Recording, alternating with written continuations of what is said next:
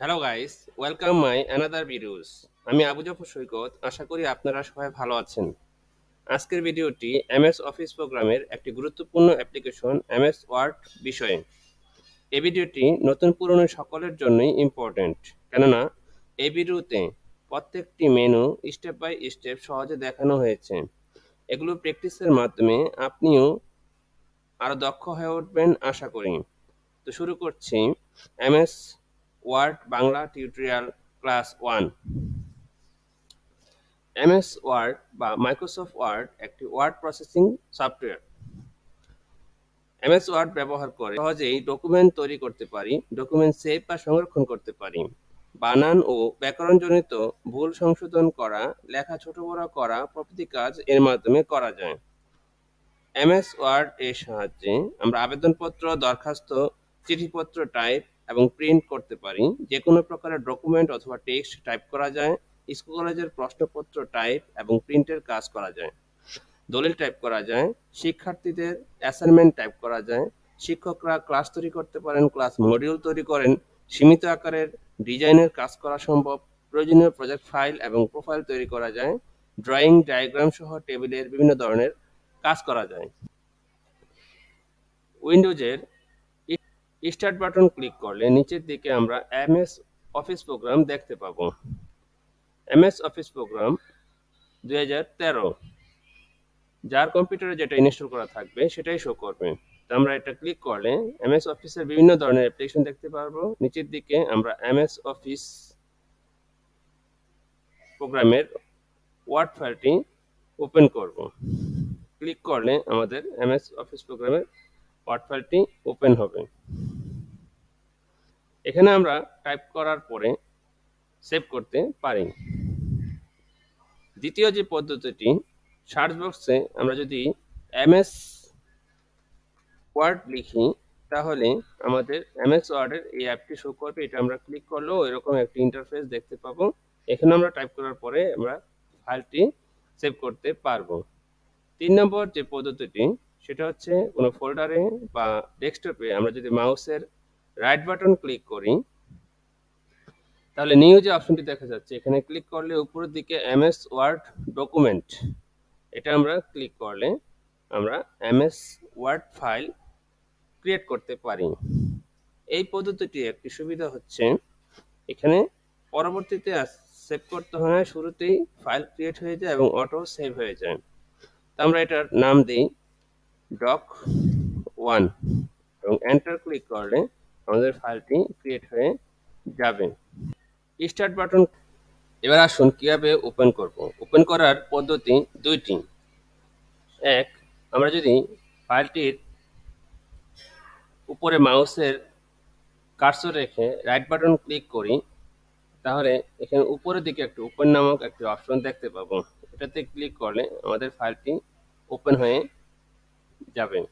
দ্বিতীয় যে পদ্ধতি, ফাইলটির উপরে মাউসের কার্সর রেখে যদি লেফট বাটন ডাবল ক্লিক করি তাহলেও মাইক্রোসফট ওয়ার্ড ফাইলটি ওপেন হয়ে যাবে। এবার আসুন এমএস ওয়ার্ড ইন্টারফেসের সাথে পরিচিত হয়ে নিই। ফাইলটি ওপেন করার পরে প্রথমে যে খালি জায়গাটি দেখা যাচ্ছে এটা ওয়ার্ক এরিয়া। একেবারে উপরে এই যে উপরে যে অংশটি দেখা যাচ্ছে এটা হচ্ছে টাইটেল বার। টাইটেল বারের নিচে হচ্ছে এই সম্পূর্ণ অংশটা হচ্ছে রিবন।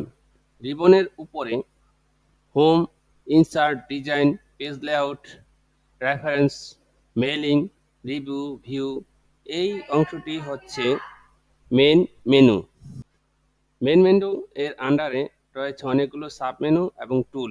রিবন এর নিচের নাম্বারযুক্ত উপরে এটাকে বলে হরিজন্টাল রুলার এবং বাঁ পাশের এটাকে বলে ভার্টিক্যাল রুলার।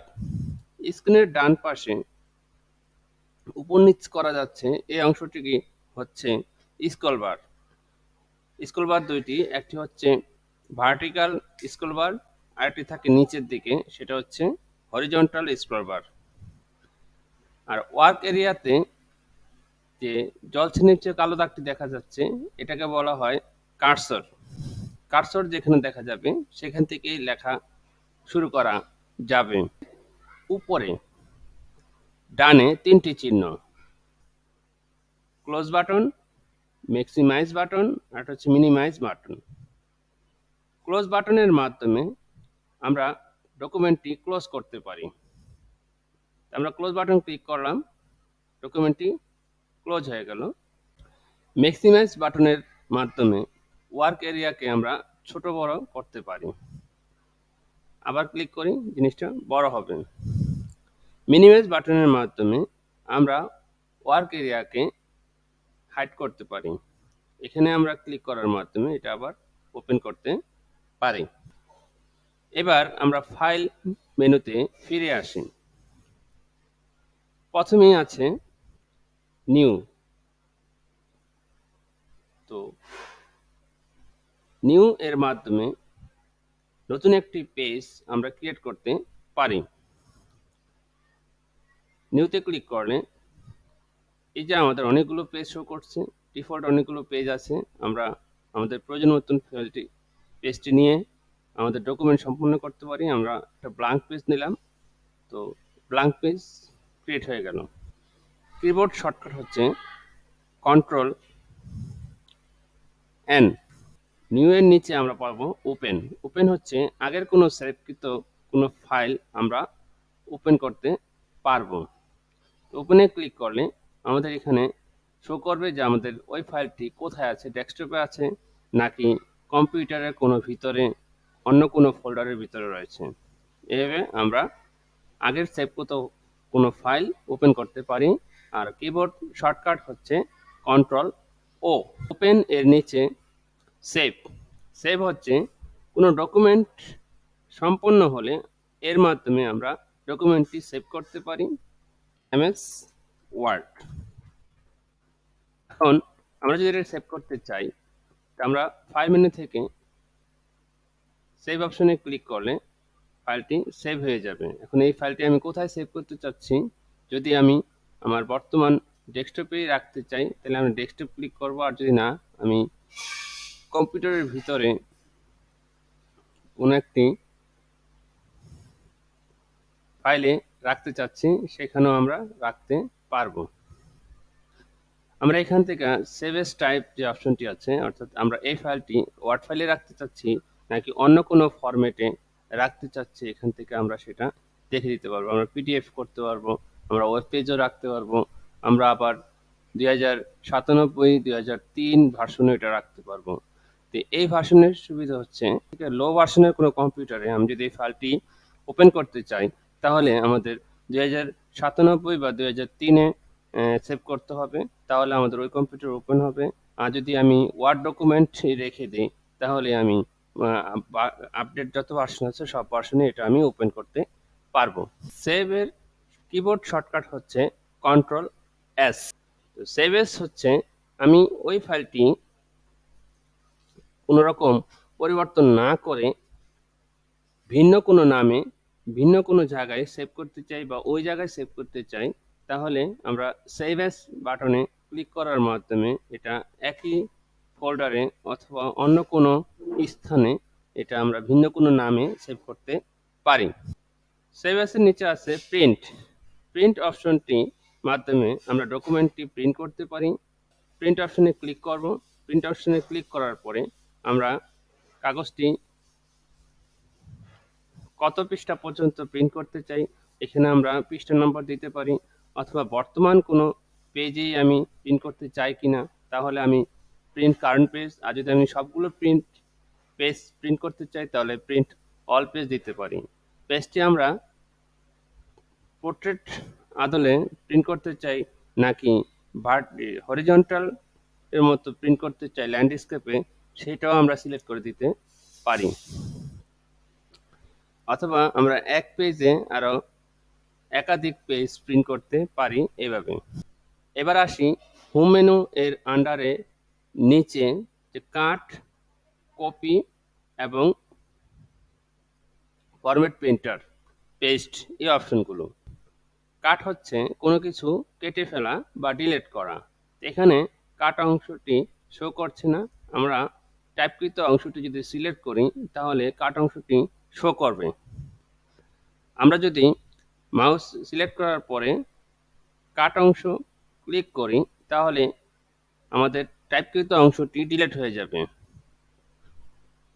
আমরা এই টাইপকৃত অংশটি ফিরিয়ে আনতে পারি পেস্ট অপশনের মাধ্যমে।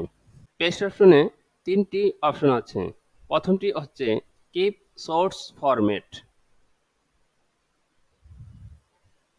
অর্থাৎ কাটকৃত অংশ যত ধরনের ফরম্যাট করা হবে তার সবই পেস্ট করলে বিদ্যমান থাকবে। এটা বোঝানোর সুবিধার্থে আমরা একটি নতুন ইন্টারফেস ওপেন করে রেখেছি।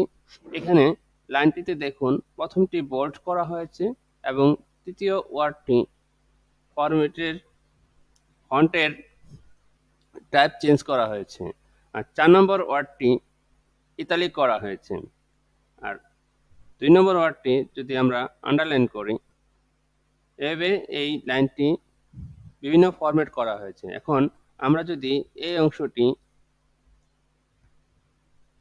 কাট করি এবং এখানে পেস্টের প্রথম যে অপশনটি আছে এটা যদি আমরা ক্লিক করি, তাহলে ফরম্যাটকৃত অংশটি হুবহু একই রকমভাবে পেস্ট হয়ে যাবে। পেস্ট অপশনের দ্বিতীয় যে অপশনটি আছে সেটা হচ্ছে মার্জ ফরম্যাট। টেক্সটের বোল্ড বা ইতালিক ফরম্যাট থাকলে ও টেক্সটগুলো একই রকম সাইজ শো করবে এবং একই অ্যালাইনমেন্টে থাকবে। অংশটি দ্বিতীয়বার কাট করে আমরা যদি এখন পেস্টের ২ নম্বর অপশনটি ক্লিক করি, তো দেখুন এখানে বোল্ড অপশন ঠিকই আছে, আন্ডারলাইন ঠিকই আছে। তৃতীয় যে অপশন পেস্টের সেটা হচ্ছে কিপ টেক্সট অনলি। আমরা আবার এই লাইনটি কপি করি এবং আমরা যদি এখানে তৃতীয় যে অপশনটি আছে এটাতে ক্লিক করি, দেখুন এখানে কোনো রকম ফরম্যাট নেই, অর্থাৎ এখানে বোল্ড নেই, আন্ডারলাইন নেই। এবার আমরা দেখব যে ফরম্যাট প্রিন্টার এর কাজ কি। ধরুন আগের কোনো টেক্সটে বিভিন্ন ধরনের ফরম্যাট করা হয়েছে, সেটা বোল্ড হতে পারে, ইটালিক হতে পারে, অথবা ফন্টের স্টাইলও চেঞ্জ হতে পারে। এখন নতুন কোনো টেক্সটে বা একাধিক জায়গায় আমরা একই ফরম্যাট ইউজ করতে চাই, তাহলে প্রত্যেকবার আমাদের একই রকমভাবে এই ফরম্যাট প্রয়োগ করতে হবে এবং এটা অনেক ধৈর্যের ব্যাপার। তো ফরম্যাট প্রিন্টার ব্যবহার করা আমরা সহজেই এই কাজটি করতে পারি। মনে করুন মাইক্রোসফট ওয়ার্ড বাংলা টিউটোরিয়াল, এই অপশনটি আমরা আরেকবার কপি পেস্ট করে নিলাম। এখন আমরা এখানে আবার করি এবং আবার করি, ৩টা পেস্ট করলাম। এখন প্রথম যে অংশ এটাতে আমরা বোল্ড ফরম্যাট দিলাম, দ্বিতীয় যে অপশন সেটাতে আমরা আন্ডারলাইন দিলাম, তৃতীয় যে অপশন এটা আমরা ফরম্যাটের টাইপ চেঞ্জ করলাম এবং ৪ নম্বর যে অংশ সেটা আমরা ইতালিক করে দিলাম। এখন আমরা যদি ফরম্যাট প্রিন্টার ইউজ করতে চাই, তাহলে আমরা যেই ধরনের ফরম্যাট প্রয়োগ করতে চাই সেই ফরম্যাটটি প্রথমে আমরা সিলেক্ট করব এবং এখান থেকে ফরম্যাট প্রিন্টার অংশটি ক্লিক করব। ক্লিক করার পরে এখন আমরা যেই ওয়ার্ডে কার্সরটি ক্লিক করব আমাদের ওই ওয়ার্ডটি এই মাইক্রোসফট লেখাটির মতন হয়ে যাবে।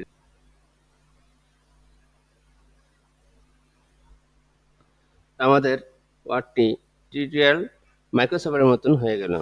আবার আমরা যদি যে বাংলা যে লেখাটি রয়েছে সেই লেখাটি ক্লিক করি, সিলেক্ট করার পরে আমরা যে ফরম্যাট প্রিন্টার ক্লিক করি এবং এখানে যদি আমরা মাইক্রোসফটের মধ্যে এই কার্সরটি নিয়ে ড্র্যাগ করি, তাহলে আমাদের মাইক্রোসফট লেখাটিও বাংলা লেখার মতন ফন্ট চেঞ্জ হয়ে যাবে।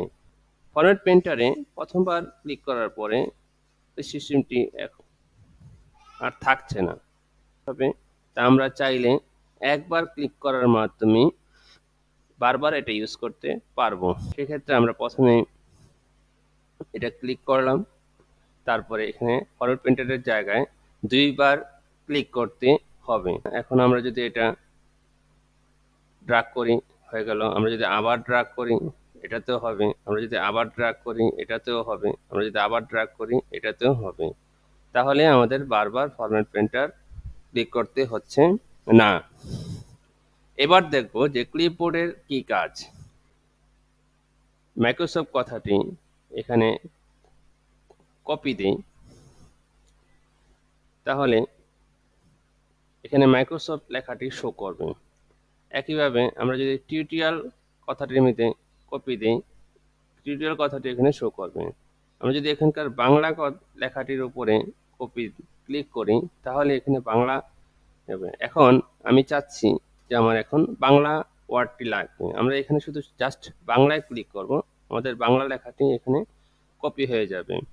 তা আমি চাচ্ছি যে আমাদের টিউটোরিয়াল কথাটি লাগবে, আমি যদি টিউটোরিয়াল ক্লিক করি, তাহলে এখানে আমাদের টিউটোরিয়াল লেখাটি আবার হয়ে যাবে। আমার যদি আবার টিউটোরিয়াল লাগে, আমি আবার টিউটোরিয়ালে ক্লিক করলে আমাদের টিউটোরিয়াল লেখাটি আবার এখানে পেস্ট হয়ে যাবে।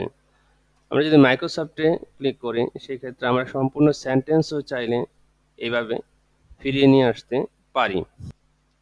তো এই ছিল Microsoft Word Bangla tutorial class 1-এর ভিডিও। নেক্সট ভিডিওতে আমরা হোম মেনু এর ফন্ট যে অংশ রয়েছে আমরা আলোচনা করব। তো এই অবসরে ক্লাসটি প্র্যাকটিস করে নিন এবং কিবোর্ড এর বাটনগুলো মুখস্থ করে নিন। দ্রুত টাইপ করতে এর কোনো বিকল্প নেই। আরেকটি কথা, কিবোর্ড শর্টকাটগুলো ভুলে গেলে চলবে না, ভালোভাবে প্র্যাকটিস করুন, তাহলে কাজগুলো দ্রুত করতে পারবেন এবং আপনি এমএস ওয়ার্ডের একজন দক্ষ হয়ে উঠবেন। ভিডিওটি ভালো লাগলে লাইক দিন, কমেন্টস করুন। নেক্সট ভিডিওগুলো সাথে সাথে পেতে আমাদের চ্যানেলটি সাবস্ক্রাইব করে পাশে থাকুন। ধন্যবাদ। আল্লাহ হাফেজ।